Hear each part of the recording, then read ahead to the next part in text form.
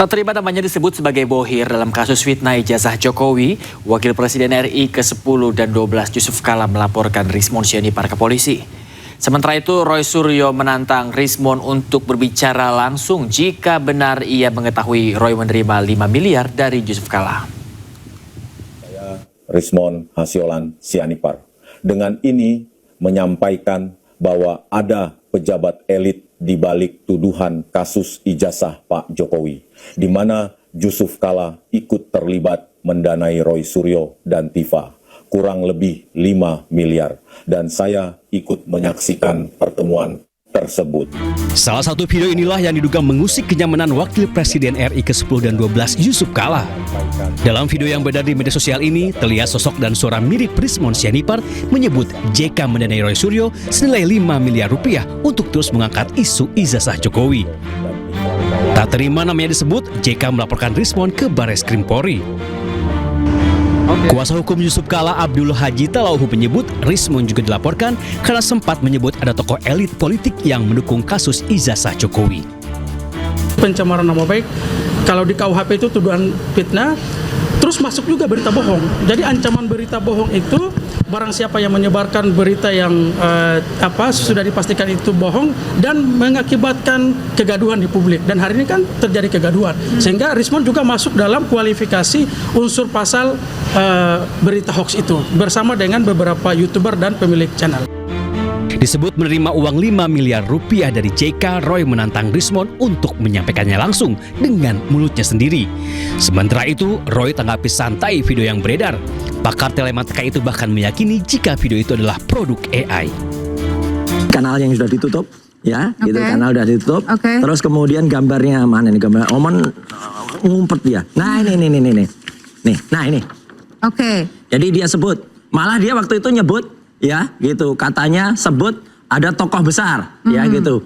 Yang asli atau hoax? Sama sekali hoax lah, nggak pernah ada kayak gitu. Loh lah ya, makanya sekarang pastikan kalau memang betul dia pernah atau mendengar itu, ya sekarang kan katanya kan sudah akrab nih dengan para termul. Sampaikan dari mulut dia sendiri, sampaikan dari sumber dia sendiri. 2 tahun lebih kasus fitnah ijazah Jokowi bergulir. 6 orang telah ditetapkan sebagai tersangka, termasuk Roy Suryo, Rismon Sianipar, dan Dr. Tifa. Namun hingga kini belum ada titik temu, bahkan kian menyenggol banyak nama besar. Tim Liputan iNews melaporkan.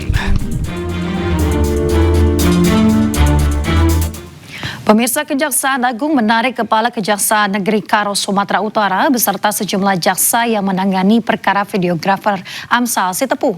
Langkah ini diambil menyusul munculnya dugaan pelanggaran etik setelah Amsal Sitepu divonis bebas oleh pengadilan. Surat yang kami buat perihalnya pemberitahuan penetapan pengalihan.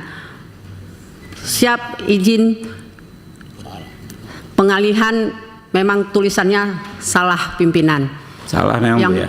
Siap salah. Kepala Kejaksaan Negeri Karo dan Keraja Guguk bersama Kepala Seksi Tindak Pidana Khusus dan sejumlah jaksa penuntut umum ditarik ke Jakarta untuk menjalani pemeriksaan internal di Kejaksaan Agung. Saya jelaskan. Pemeriksaan digelar menyusul dugaan adanya penyalahgunaan etik, termasuk tudingan intimidasi dan ketidakprofesionalan dalam penanganan perkara. Selain itu, proses eksaminasi juga akan dilakukan untuk menelaah seluruh rangkaian penanganan perkara dari penyidikan hingga penuntutan. Kejaksaan Agung menjamin tidak terbukti jika terjadi pelanggaran, maka sanksi etik akan diberikan sesuai ketentuan. Dilakukan pengaman dalam rangka untuk melakukan pemeriksaan, klarifikasi bagaimana terhadap apakah ada pelanggaran dalam penanganan perkara seperti duduk perkara seperti apa, ya kan. Apabila nantinya akan diteruskan ke tim eksaminasi. Apabila ada pelanggaran, ya tentunya akan ada, seandainya ada ketentuan pelanggaran, akan ada sanksi etik dari internal kita. Inikah keadilan yang diyakini oleh penuntut umum Kabupaten Karo di dalam BAP penyidikan ke dalam surat tuntutannya?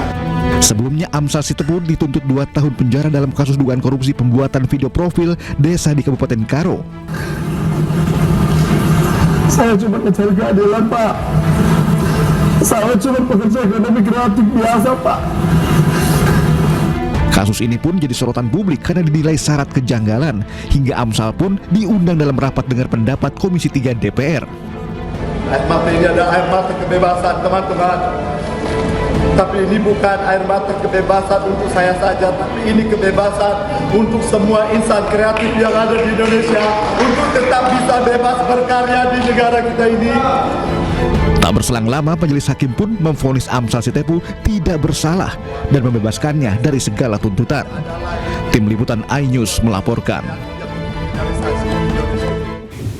Kejaksaan Negeri Pali menggeledah kantor Dinas Perumahan dan Kawasan Permukiman Kabupaten Pali, Sumatera Selatan. Ya, penggeledahan terkait dugaan kasus korupsi monopoli puluhan proyek konstruksi.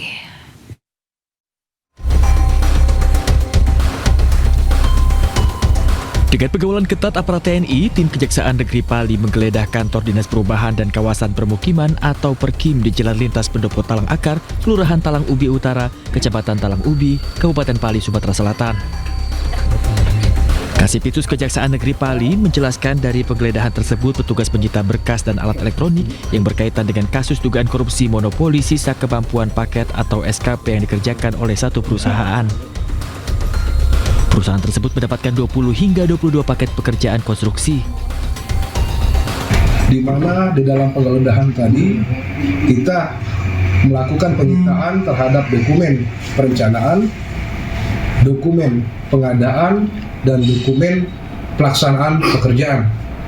Serta ada beberapa laptop dan handphone di mana terindikasi bahwa laptop itu digunakan oleh dinas untuk membantu penyedia dalam melakukan atau memenangkan kegiatan di dinas perkim. Penggeledahan ini merupakan rangkaian dari pemeriksaan kasus dugaan korupsi yang dilaporkan oleh masyarakat. Kejaksaan Negeri Pali masih menghitung kerugian negara akibat kasus korupsi ini. Dari Kabupaten Pali, Sumatera Selatan, Bisrun Silvana, iNews melaporkan. Serangan udara Zionis Israel hantam sebuah apartemen di timur Beirut. 3 warga sipil syahid dan belasan lainnya terluka. Selengkapnya akan hadir usai jeda, pemirsa, tetaplah bersama kami di iNews Pagi.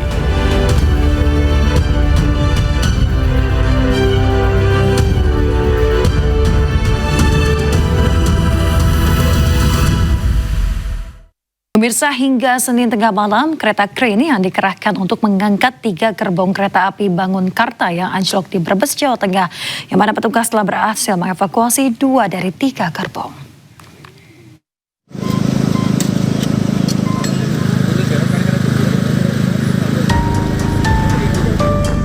Ratusan petugas gabungan PT KAI dikerahkan untuk mengevakuasi 3 gerbong kereta Bangun Karta yang anjlok di dekat stasiun Bumi Ayu, Brebes, Jawa Tengah.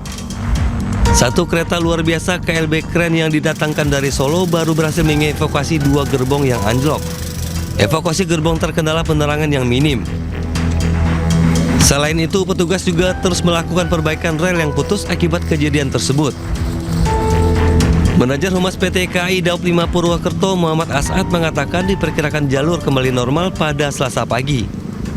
KAI masih melakukan upaya evakuasi gerbong ya, atau kereta yang mengalami anjlok untuk KA Bangun Karta relasi Jombang menuju Pasar Senen di emplasemen di dekat stasiun Bumi Ayu.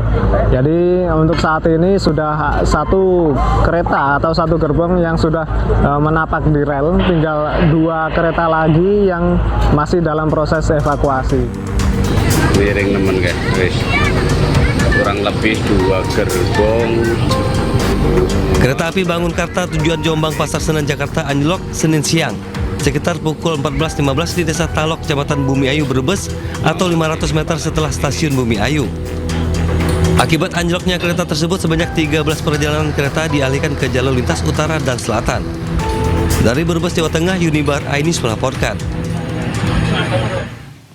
Pemirsa, ratusan penumpang kereta api Bangun Karta yang anjlok di Bumi Ayu, Brebes, Senin malam dipindahkan menggunakan 10 bus menuju kota masing-masing.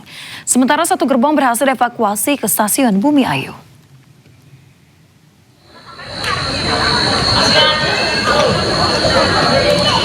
Pemirsa, sebanyak 586 penumpang kereta api Bangunkarta tujuan Jombang Pasar Senen Jakarta yang sempat menunggu beberapa jam di stasiun Bumi Ayu Brebes akhirnya dipindahkan dengan menggunakan 10 bus ke masing-masing kota tujuan. Akibat anjloknya KA Bangunkarta, sejumlah pemberangkatan kereta api dibatalkan.